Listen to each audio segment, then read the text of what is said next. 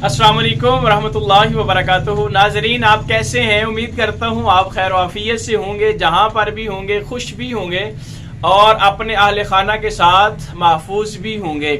आज का जो आपने वीडियो का टाइटल देखा है कि इस दुआ से अल्लाह तबारक व तआला की ज़ात बेटा अता करती है, यानी कि इस दुआ से अल्लाह पाक बेटा अता करता है, ये आपने टाइटल देखा है।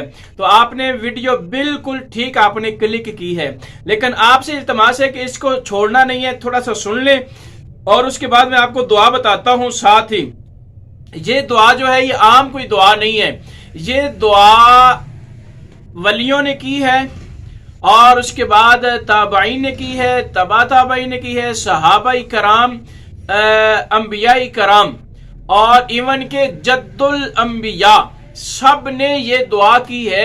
तो फिर अल्लाह तबारक व तआला ने उनकी दुआ को कबूल भी किया है, उनको बेटा भी अता फरमाया है।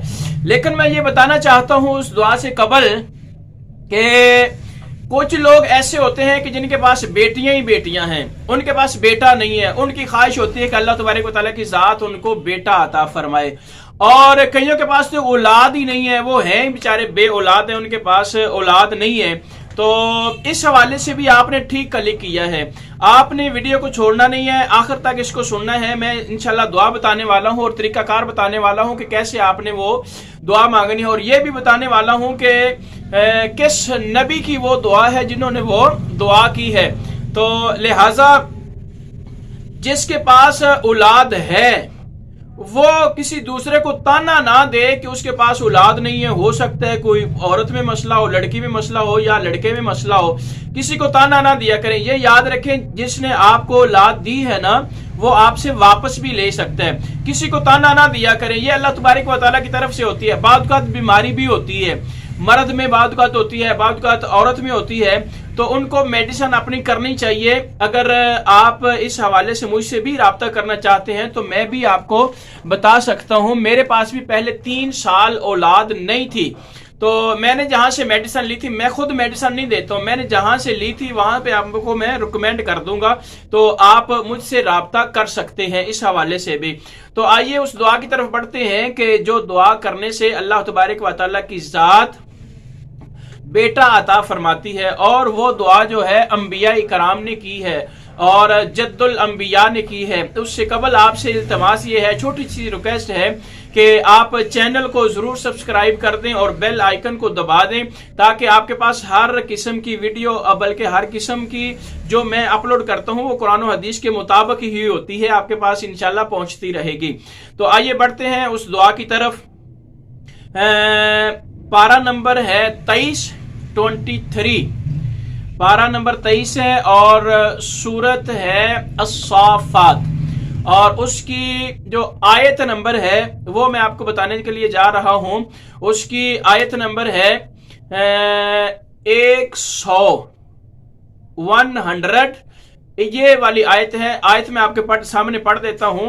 बिस्मिल्लाहिर्रहमानिर्रहीम रब्बी हबली मिनस सालिहीन। इतनी दुआ आपने पढ़नी है, और ये दुआ हजरत इब्राहीम अलैहिस्सलाम की दुआ है, वो मांगते रहे थे। तो फिर इससे आगे वाली जो आयत है फबश्शरनाहु बिगुलामिन हलीम, तो अल्लाह तबारक व तआला ने उनको बेटे की खुशखबरी अता फरमाई थी। लेकिन एक बात मैं यहाँ पे ये बताना चाहता हूँ, अभी छोड़िएगा ना, आजमाइश के लिए ना पढ़िएगा, चले मैं पढ़ता हूं देखते हैं रब देता है, यानी ऐसे नहीं, बल्कि उसका फजल मांगते हुए और आंखों में आंसू लेकर ऐसे आप जब ये दुआ मांगेंगे कि या अल्लाह तूने अपने नबियों पर, अपने रसूलों पर, अपने बड़ों पर इस तरह की उनको औलाद दी है, तो मालिक मौला हमें भी नेक साले औलाद बेटा अता फरमा।